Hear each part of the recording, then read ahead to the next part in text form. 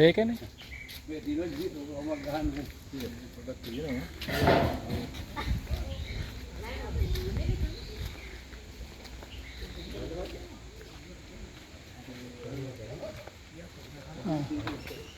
ඔව් ඕකේ ගිල්ලක් තියෙන බහින්න සාපු දාගෙන යන්නේ එතනදි ගල්ල උනේ බෑනේ කොහොමද නැත්තම් ආවේ සරපොල් දාලා යන්නන්නයි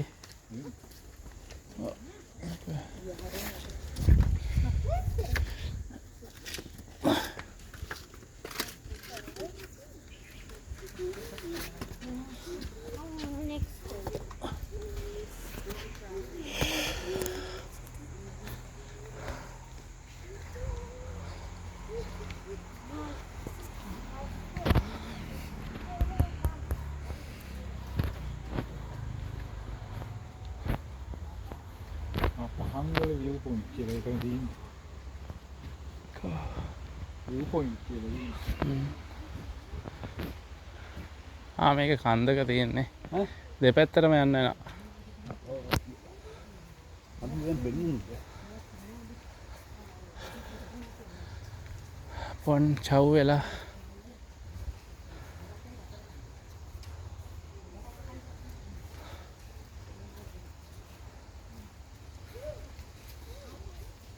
දෙවනි සියවසේ හදලා තියෙනවා. සිරාල් විහාරය. ඒක පරණ විහාරය. විහාරය. පරණ විහාරය. ඒක අවුරුදු කීයද ඒ කියන්නේ? අවුරුදු 1800 පරණ. කීයක්? 1800 පරණයි. 1800 දෙවනි සියවසේ.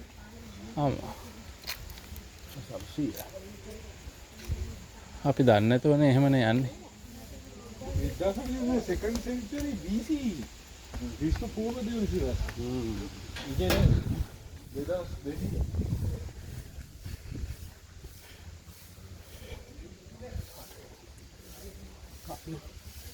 අනු හෙල් කොහොමද? සල්ලා ටෙම්පල්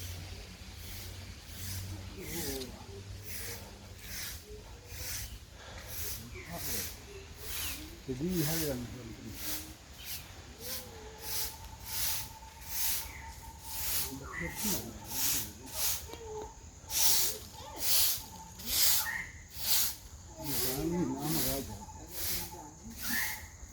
මේකේ ආදමඩ ස්තූපේ ස්තූපේ පල්ලෙහාට දාලා තියෙන විදි. සිරාල් ඒකද ත්‍රිදී විහාර කියන්නේ? ඔව්. මතෙන් මාර්ගන මෙතන ලිස්සනා මේ දුටු දෙමුරු ඇතුම හදපු එක. මේ බලන්න මේකයි. මේ පරණ මේක. පරණ එකක්. ඒක කලින් කරලා තියෙන. tallest monument built.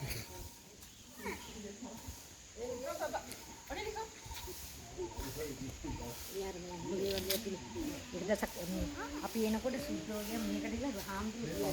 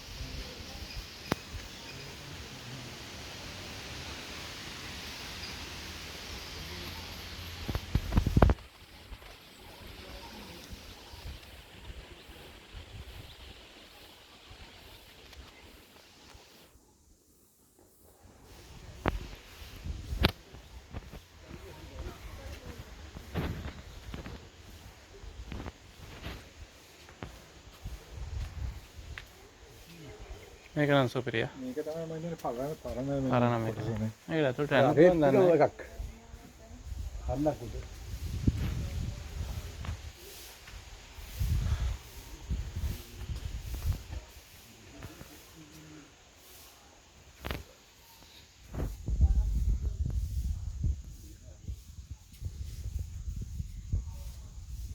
මේකත් ගලක් උඩදී.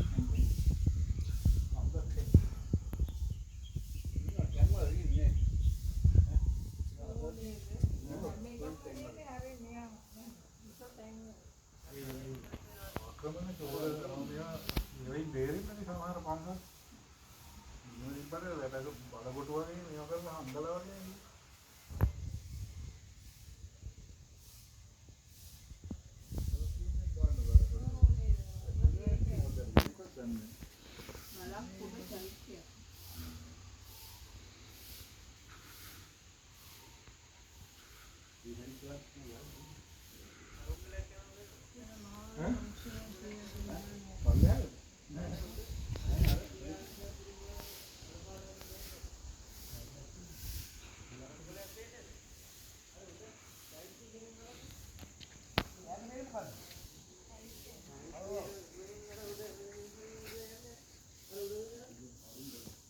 ඔව් නායක.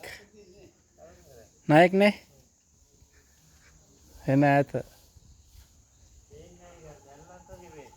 ඔව් මන් දැක්කා.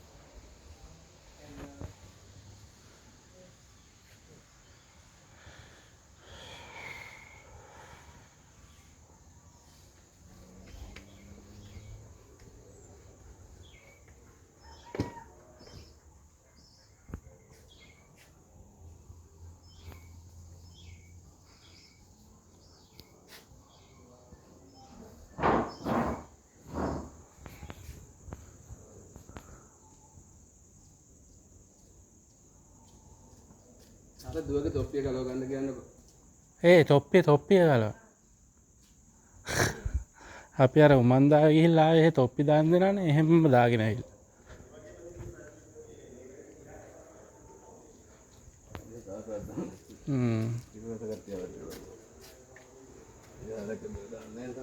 ඔව්. ඔය සපත්තුත් දාගෙන යන්න දෙනවා.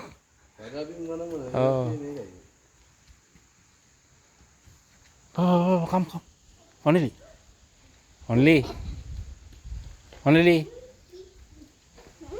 Don't run.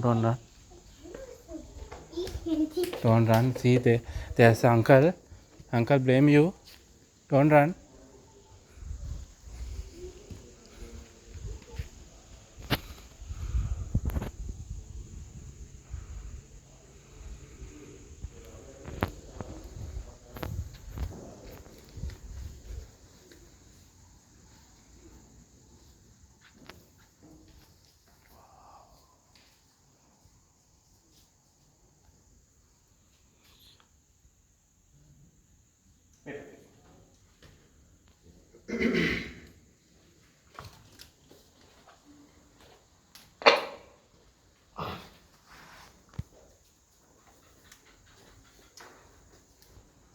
මේ එන්ට්‍රන්ස් එකේ අපි මේකට කියන්නේ ඩ්‍රැගන් ආච් කියලා සාමාන්‍ය මකර තොරණ කියලා හඳුන්වනවා. මේක තමයි ට්‍රැඩිෂනල් එක. කියන්නේ මීට වඩා හාත්පස වෙනස් එකක් උඩ තියෙනවා. මම මේකේ වෙනස පෙන්වන්න කලින් මේක බලාගෙන යන්න ඕන. සාමාන්‍යයෙන් මේකේ පර්පස් එක තමයි ඔය දැන් මිනිස්සු ඇත්තටම විවිධ සිතුවිලි වලින් එන්නේ මේ තැන් වලට. එනකොට යාලා මේ නිර්මාණය දැකලා දැන් උඩ මේක වර්ණ සංයෝජන කරපුවාම අරගේ මහා රෞද්‍රභාවයක් තියෙන්නේ මේ යකඩ මේ යක්ෂ මූණේ අපි ඔය කියනවා කිසිලි මූණ කියලා. ඉතින් මේක දැක්කම නිකන් අර මයින්ඩ් එක තැනකට එනවා ෂොක් වෙනවා වගේ එකක් වෙනවා. ඇවිල්ලා ඊට පස්සේ ඇස් දෙක කෙලින්ම යන්නේ රන්තිලි මෝහන්සේ ළඟ. ඒ ගියාට පස්සේ මිනිස්යාගේ හිත එහෙම් පිටින්ම වෙනම තැනකට ගිහලා අර බුද්ධාලම්බන ප්‍රීතිය ඇති වෙලා යහපත් මිනිහෙක් විදිහට යහපත් සිතුවිලි සහිත පුද්ගලයෙක් විදිහට යනෝක තමයි සාමාන්‍යයෙන් මේකේ පර්පස් එක. හැබැයි මට කියන්න ඕනේ කතාව නෙවෙයි මෙන්න මෙයාව ඩිසයින් කරලා තියෙන විදිහ. මේක සමහරට සරලට අහුවෙලත් ඇති අහුවෙලා නැතුවත් ඇති. මම කිව්වොත් මේ ඩ්‍රැගන්ගේ ඇතුලේ ඉන්නවා සත්තු 8 දෙනෙක් පුතේ. කියන්නේ සත්තු 8 දෙනෙක්ගේ සිම්බල්ස් තියෙනවා. පටන් ගන්න පුළුවන් මේක තනින්. කොහෙන්ද? හරිය. ඔව්. නහය ගත්තොත් ඇතාගේ හොඬ වැල. ඊළඟට කට කිඹුලා. ඔව් කිඹුලා. ඊළඟට දාත ඌරගේ. පල්ලෝරා කියලා කියන්නේ මයිකෝ. ඊළඟට ඇහැ ගත්තොත් තියෙන උගුස්සෙකුට. කන ගත්තොත් අපි ඔක සාමාන්‍යයෙන් කියන්නේ වඳුරු කන කියලා. ඊළඟට මෙන්න මේ කොටස පරිලේසි. මාළුවා. ඊළඟට පීකොක් ටේල් and lion leg. ඔය කම්බිනේෂන් එක තමයි මකරා කියලා මේගොල්ලෝ හදාගෙන තියෙන්නේ. ඒවල මේ තියෙන සම්ප්‍රදායික මකර තොරණක් මේ හැම එකකම Hindu ආභාෂික ලක්ෂණ තියෙනවා. හතරගම දෙවියෝ, ගණේශ්වර, විෂ්ණු දෙවියන්ගේ අවතාරයක් වන නරසිංහ කියන අවතාරය. අර විශ්වකර්ම කියන දෙවියෝ සර් කලින් දැකලා නැත්නම් මේ ඉන්නේ. රූපෙකින් මේක හරි දුර්ලභයි.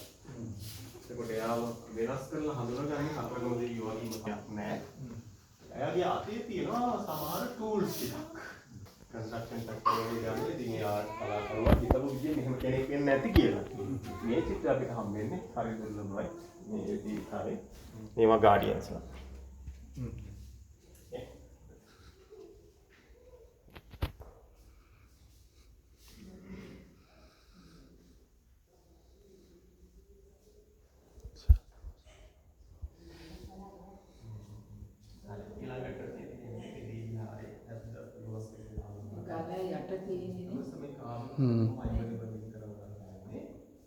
මේක එන පරණ එක.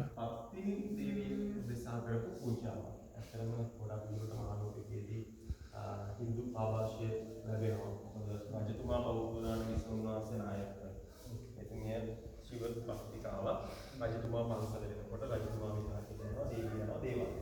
ඒ නිසා තමයි ඔය හැම රජතුමා නායකකම දේවාලයක් නිර්මාණය වෙන්නේ. මේ තියෙන්නේ පත්තු දේවාලයේ පාතමාලේ. ඒකට මෙන්න මේ විදිහට ඇත්තට කියන්නේ කුරුබස පුජා කරලා තියෙනවා. කාලේ ගොඩක් ඒවා විදානෝගේ ග්‍රහණය නැති වෙනවා. ඊළඟට මේ රජගත නිර්මාණය තමයි ගන්න තියෙන පොට්ටේ.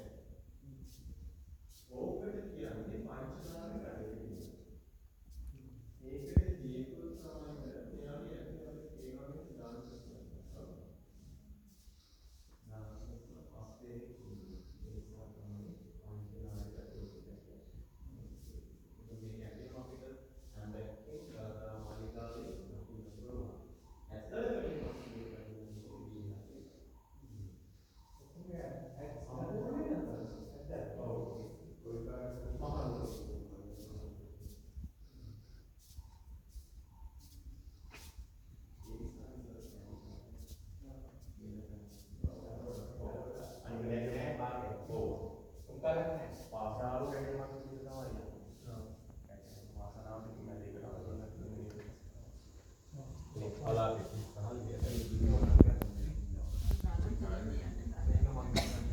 ඇත්තටම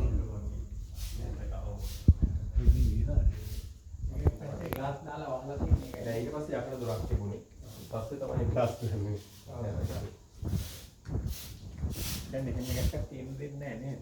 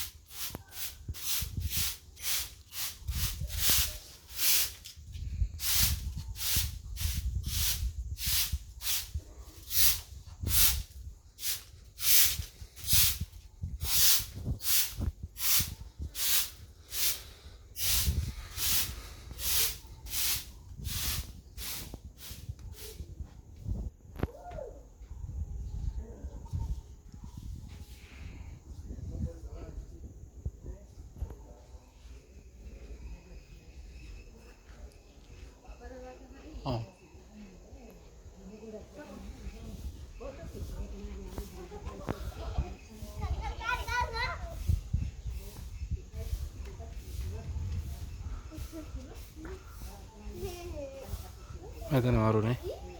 මම දැක්කේ නැතුනේ. අර